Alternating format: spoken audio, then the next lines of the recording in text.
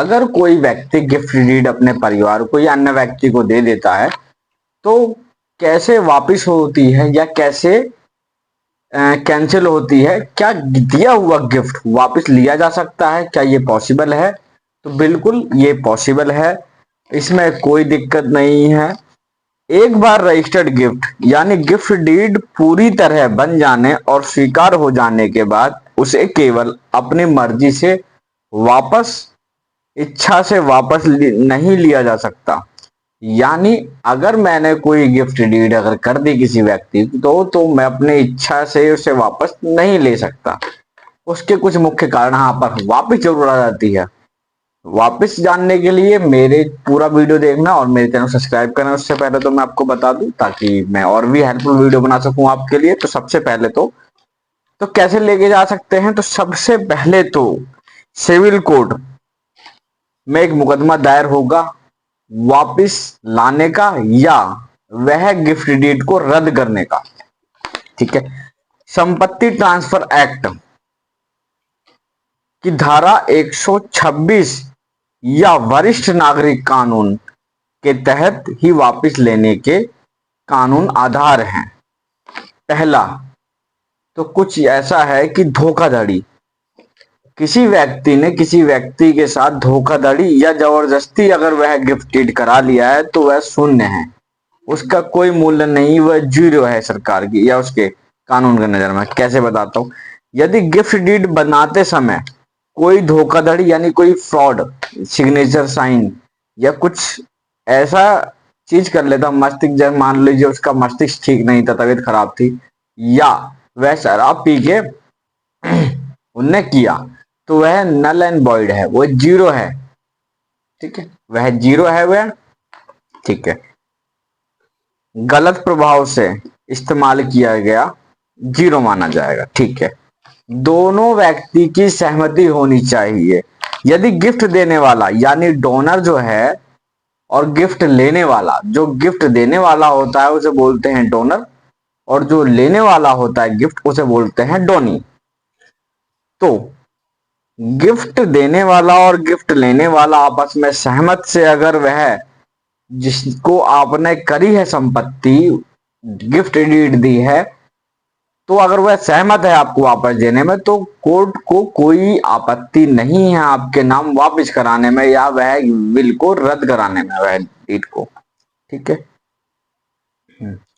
इसमें किसी भी परिस्थिति का कोई वो नहीं है मोल।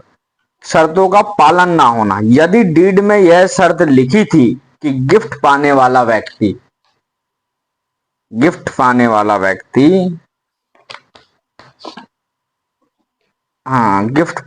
व्यक्ति अपनी देखभाल या कोई निश्चित काम करेगा और वह मुकर जाता है, यानी कोई व्यक्ति आपने किसी व्यक्ति को कोई गिफ्ट दिया है और गिफ्ट डीड में आपने ये खोल के कह दिया कि ये काम सही होना चाहिए, ये यहाँ गेट लगना चाहिए, या ये वैसा होना चाहिए, ऐसा काम होना चाहिए, जो भी आपकी शर्तें थी, कंडीशन, टर्म एंड कंडीशन, वह फुलफिल नहीं होती है, तो ये मान लिया जाता है कि आप उसको वापस लेने के लिए अधिकारित हैं। ठीक है। आप उसको गिफ्ट डीड को कैंसिल या वापस ले सकते हैं क्योंकि आपकी जो जिस पर्पज से इच्छा थी वह कार्य नहीं हुआ। ठीक है। तो वापस हो जाएगी। चौथा, माता पिता या वरिष्ठ नागरिक, कोई पुत्र अपने माता पिता की देखभाल नहीं करता है तो माता पिता वरिष्ठ भरण पोषण यानी maintenance and welfare of parents and senior citizen act gift के जरिए गिफ्ट को रद्द कराई जा सकती है, यानी वह गिफ्ट रद्द कराई जा सकती है पूरी तरीके से। ठीक है। अब लिमिटेशन पीरियड, अब ये रद्द कब कराई जाती है? जब आपको जैसे कोई फैक्ट हुआ है, आपको पता चल गया कि अब ये ने धोखाधड़ी करके कराया या कोई जालसाजी करके कराया या उस टाइम मस्तिष्क में वह बात नहीं आई, जब उसे पता लगने के, यानी मान लो आज तारीख है 19/8/2026।